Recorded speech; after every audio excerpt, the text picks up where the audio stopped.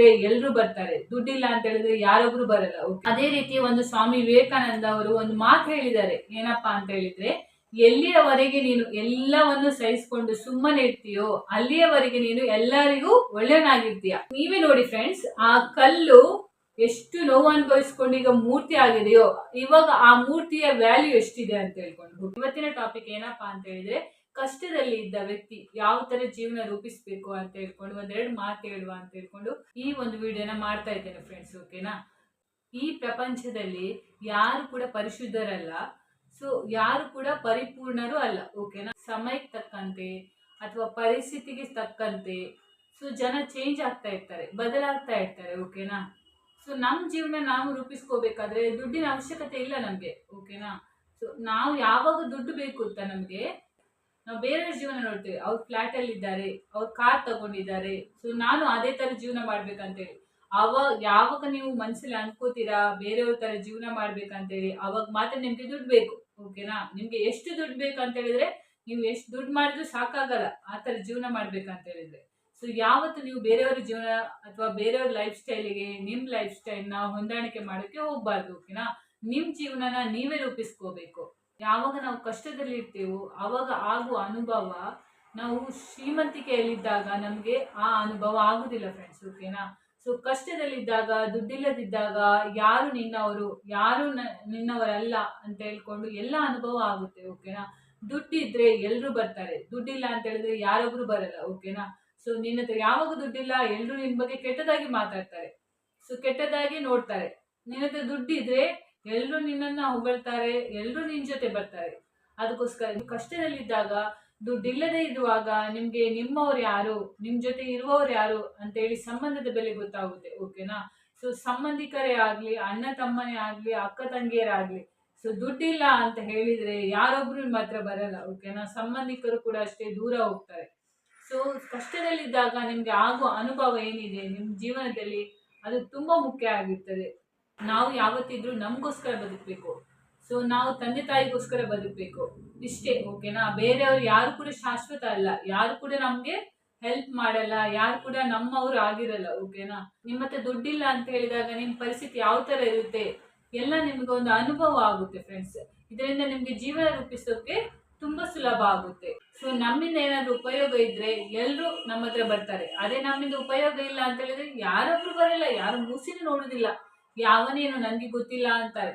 So ನೀವು ದುಡ್ಡಿದ್ದ ಆ ಟೈಮಿಗೆ, ನಿಮ್ಮ ಹತ್ರ ದುಡ್ಡಿತ್ತು, ನೀವೊಂದು ಟೈಮಿಗೆ ನೀವು ತುಂಬಾ ಶ್ರೀಮಂತರಾಗಿದ್ರೆ ಅನ್ಕೊಳ್ಳಿ, ಆ ಟೈಮಿಗೆ ತುಂಬಾ ಫ್ರೆಂಡ್ಸ್ ಇರ್ತಾರೆ. ಏನ್ ಫ್ರೆಂಡ್ಶಿಪ್ ಇದ್ರು, ಎಷ್ಟೇ ಕ್ಲೋಸ್ ಇದ್ರು, ನೀವು ಕಷ್ಟದಲ್ಲಿದ್ದಾಗ ನಿಮ್ಗೆ ಯಾರು ಹತ್ರ ಬರ್ತಾರೆ ಅವ್ರು ಮಾತ್ರ. ಓಕೆನಾ? ನೀವು ಕಷ್ಟದಲ್ಲಿದ್ದಾಗ ಸೊ ನಿಮ್ ಪ್ರಪಂಚ ಏನೇ ಇದ್ರು, ನಿಮ್ಮ ನಂಬಿದ ಒಂದು ಕುಟುಂಬ ಇದೆಯಲ್ಲ, ಅದು ಮಾತ್ರ ನಿಮ್ ಪ್ರಪಂಚ ಆಗಿರ್ತದೆ, ಬೇರೆ ಯಾರೊಬ್ರು ನಿಮ್ಮ ಹತ್ರ ಬರುದಿಲ್ಲ ಫ್ರೆಂಡ್ಸ್. ಓಕೆನಾ? ಇದನ್ನ ಯಾವತ್ತಿದ್ರು ನೆನಪಿಟ್ಕೋಬೇಕು. ಅದೇ ರೀತಿ ಒಂದು ಸ್ವಾಮಿ ವಿವೇಕಾನಂದ ಅವರು ಒಂದು ಮಾತು ಹೇಳಿದ್ದಾರೆ. ಏನಪ್ಪಾ ಅಂತ ಹೇಳಿದ್ರೆ, ಎಲ್ಲಿಯವರೆಗೆ ನೀನು ಎಲ್ಲವನ್ನು ಸಹಿಸಿಕೊಂಡು ಸುಮ್ಮನೆ ಇರ್ತೀಯೋ ಅಲ್ಲಿಯವರೆಗೆ ನೀನು ಎಲ್ಲರಿಗೂ ಒಳ್ಳೆಯನಾಗಿರ್ತೀಯ. ಯಾವಾಗ ನೀನು ಯಾವ ಅನ್ಯಾಯವನ್ನು ಬಾಯಿ ಬಿಟ್ಟು ತಿರುಗಿ ಮಾತಾಡ್ತೀಯ ಆವಾಗ ನೀನು ಎಲ್ಲರ ಮುಂದೆ ಕೆಟ್ಟವನಾಗ್ತೀಯ. ಸೊ ಇದ್ರ ಅರ್ಥ ಏನಪ್ಪಾ ಅಂತ ಹೇಳಿದ್ರೆ, ನೀವು ಎಲ್ಲನೂ ಸಹಿಸಿಕೊಂಡು ನುಂಗಿ ಹೊಟ್ಟೆ ಒಳಗೆ ಇಟ್ಕೊಂಡ್ಬಿಟ್ರೆ ನೀವು ಒಳ್ಳೆಯವರಾಗಿರ್ತೀರ ಎಲ್ರ ಮುಂದೆ. ಏನು ಮಾತಾಡಲ್ಲ, ಏನು ಹೇಳಿದ್ರು ಸುಮ್ಮನೆ ಇರ್ತಾನೆ ಅಂತ ಹೇಳ್ಕೊಂಡು. ಅದೇ ನೀನು ಯಾವಾಗ ತಿರುಗಿ ಮಾತಾಡ್ತೀರಾ ಅವಾಗ ನೀವು ಕೆಟ್ಟವರಾಗ್ತೀರಾ. ಓಕೆನಾ?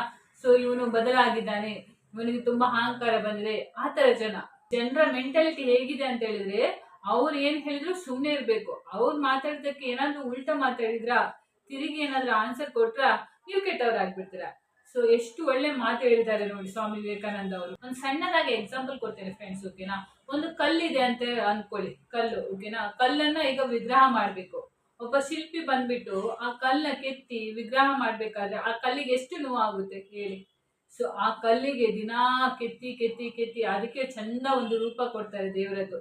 ಸೊ ಆ ದೇವ್ರ ರೂಪ ಬಂದ್ಮೇಲೆ ಆ ಕಲ್ಲು ಎಷ್ಟು ಚೆನ್ನಾಗಿ ಕಾಣ್ತದಲ್ಲ, ಆ ಕಲ್ಲು ಹೋಗ್ಬಿಟ್ಟು ದೇವ್ರಾಗುತ್ತೆ. ಸೊ ದೇವ್ರ ರೂಪ ಬಂದಾಗ ಆ ಕಲ್ಲಿಗೆ ಬರುವಂತ ಒಂದು ಪ್ರಾಮುಖ್ಯತೆನೇ ಬೇರೆ. ಸೊ ಆ ಕಲ್ಲಿಗೆ ಇರುವಂತ ಒಂದು ವ್ಯಾಲ್ಯೂನೇ ಬೇರೆ. ಆತರ ಆ ಕಲ್ಲಿಗಿರುವಂತ ಒಂದು ಪ್ರಾಮುಖ್ಯ ಬೇರೆ, ಆ ಕಲ್ಲಿಗಿರುವಂತ ಒಂದು ವ್ಯಾಲ್ಯೂನೇ ಬೇರೆ. ಓಕೆನಾ? ಆ ಕಲ್ಲು ದೇವ್ರ ಆಗ್ಬಿಡ್ತದೆ, ಆದ್ರೆ ಆ ಕಲ್ಲು ವಿಗ್ರಹ ಆಗ್ಬೇಕಾದ್ರೆ ಅದೆಷ್ಟು ನೋವು ಅನುಭವಿಸಿರ್ಬೇಡ. ಸೊ ಅದೇ ತರ ಜೀವನ ಕೂಡ. ಓಕೆನಾ? ಸೊ ಜೀವನದಲ್ಲಿ ಎಷ್ಟು ಕಷ್ಟ ಬರುತ್ತೋ, ಎಷ್ಟು ನೀವು ಕಷ್ಟ ಅನುಭವಿಸ್ತಿರೋ ಅಷ್ಟೇ ನಿಮ್ ಜೀವನ ಕೂಡ ಒಂದು ಸುಂದರ ಆಗುತ್ತೆ. ಓಕೆನಾ? ಆ ಕಲ್ಲು ಅಷ್ಟು ಪೆಟ್ಟು ತಿಂದು, ಅಷ್ಟು ನೋವು ತಿಂದು ಒಂದು ಮೂರ್ತಿ ಆಗುತ್ತೆ. ಸೊ ಆ ಕಲ್ಲು ಏನಾದ್ರು ಪೆಟ್ಟು ತಿನ್ನೋಕ್ ಆಗಲ್ಲ, ನಂಗೆ ನೋವು ತಿನ್ನೋಕ್ ಆಗಲ್ಲ ಅಂತ ಹೇಳಿ ಬೇಡ ಅಂತ ಹೇಳಿ ಬಿಟ್ಟು ಹೋಗಿದ್ರೆ, ಸೊ ಅದು ಮೂರ್ತಿ ಆಗೋಕ್ ಸಾಧ್ಯನಾ? ಸೊ ಆ ಕಲ್ಲು ಒಂದು ಮೂರ್ತಿ ಆದ್ರೆ ನಾವು ಮೂರ್ತಿನ ತಗೊಂಡೋಗ್ಬಿಟ್ಟು ದೇವಸ್ಥಾನದಲ್ಲಿ ನಿಲ್ಲಿಸ್ತಾರೆ. ಓಕೆ, ದೇವಸ್ಥಾನದಲ್ಲಿ ಎಷ್ಟೋ ಜನ ಭಕ್ತಾದಿಗಳು ಬರ್ತಾರೆ. ಆ ಭಕ್ತಾದಿಗಳು ಬಂದ್ಬಿಟ್ಟು ಆ ಕಲ್ಲೇನಿದೆ, ಆ ಕಲ್ಲು ವಿಗ್ರಹ ಏನಿದೆ, ಆ ವಿಗ್ರಹ ಮುಟ್ಟಿ ನಮಸ್ಕಾರ ಮಾಡ್ತಾರೆ. ಆ ಮೂರ್ತಿಗೆ ದಿನ ಹಾಲಿನ ಅಭಿಷೇಕ ಮಾಡ್ತಾರೆ. ಸೊ ಆ ಮೂರ್ತಿಗೆ ಒಳ್ಳೆಯ ಪೂಜೆ ಮಾಡ್ತಾರೆ. ನೀವೇ ನೋಡಿ ಫ್ರೆಂಡ್ಸ್, ಆ ಕಲ್ಲು ಎಷ್ಟು ನೋವು ಅನುಭವಿಸ್ಕೊಂಡು ಈಗ ಮೂರ್ತಿ ಆಗಿದೆಯೋ, ಇವಾಗ ಆ ಮೂರ್ತಿಯ ವ್ಯಾಲ್ಯೂ ಎಷ್ಟಿದೆ ಅಂತ ಹೇಳ್ಕೊಂಡು. ಓಕೆನಾ? ಎಷ್ಟೋ ಜನ ಬಂದ್ಬಿಟ್ಟು ಆ ದೇವರಿಗೆ ಅಡ್ಡ ಬೀಳ್ತಾರೆ, ನಮಸ್ಕಾರ ಮಾಡ್ತಾರೆ. ಸೊ ಆ ದೇವ್ರನ್ನ ನೋಡ್ಬೇಕಾದ್ರೆ ಎಷ್ಟೋ ಜನ ಟೋಕನ್ ತಗೊಂಡ್ಬಿಟ್ಟು ಸಾಲಾಗಿ ಬರ್ಬೇಕು ದೇವಸ್ಥಾನದ ಒಳಗೆ.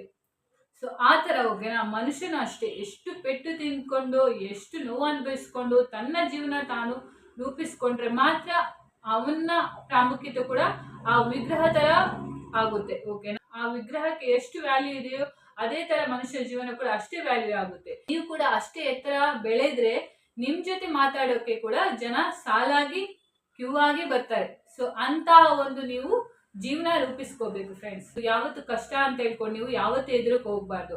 ಸೊ ನೀವು ನಿಮ್ ಜೀವನ ಚೆನ್ನಾಗಿ ರೂಪಿಸ್ಕೋಬೇಕು. ಇದರ ಮನುಷ್ಯನಿಗೆ ತಾಳ್ಮೆ ಕೂಡ ತುಂಬಾ ಇಂಪಾರ್ಟೆಂಟ್. ಓಕೆನಾ? ಸೊ ಯಾವತ್ತು ತಾಳ್ಮೆ ಕೂಡ ಕಳ್ಕೋಬಾರ್ದು. ಎಷ್ಟೇ ಕಷ್ಟ ಬರ್ಲಿ, ಎಷ್ಟೇ ನೋವು ಆಗ್ಲಿ, ಅವನು ತಾಳ್ಮೆಯಿಂದನೇ ಆ ಕಷ್ಟನ ಬಗೆಹರಿಸ್ಕೋಬೇಕು. ಆವಾಗ ಮಾತ್ರ ಒಂದು ಸುಂದರವಾದ ಜೀವನ ರೂಪಿಸಲು ಸಾಧ್ಯ ಆಗುತ್ತೆ ಫ್ರೆಂಡ್ಸ್. ಓಕೆನಾ? ಸೊ ಈ ಒಂದು ವಿಡಿಯೋ ನಿಮ್ಗೆಲ್ರಿಗೂ ಇಷ್ಟ ಆಗುತ್ತೆ ಅನ್ಕೋತೇನೆ ಫ್ರೆಂಡ್ಸ್. ಅದೇ ತರ ಈ ವಿಡಿಯೋ ಇಷ್ಟ ಆದ್ರೆ ಕಮೆಂಟ್ ಮಾಡಿ, ಲೈಕ್ ಮಾಡಿ, ಶೇರ್ ಮಾಡಿ. ಓಕೆನಾ? ಈ ವಿಡಿಯೋನ ಯಾರೆಲ್ಲ ಸ್ಕಿಪ್ ಮಾಡಿದ್ರೆ ಎಂಡ್ ತನಕ ನೋಡಿದ್ದೀರಾ ಅವ್ರಿಗೆಲ್ರಿಗೂ ನನ್ನ ಕಡೆಯಿಂದ ಧನ್ಯವಾದ ಹೇಳ್ತಾ ಇದ್ದೇನೆ ಫ್ರೆಂಡ್ಸ್.